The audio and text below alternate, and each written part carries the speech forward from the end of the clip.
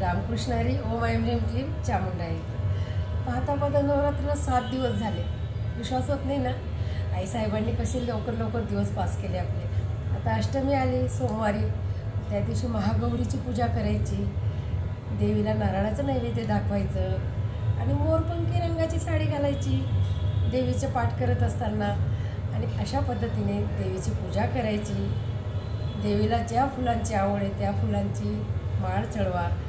आणि जर नाही मिळाले फुलं तर टेन्शन नका घ्या, हृदयाच्या फुलांची माळ चढवा. आणि मग मंत्र तुम्हाला मी आधीच सांगितलं आहे. काय मंत्र आहे? ओम ऐं ह्रीं क्लीं चामुंडाय विचे.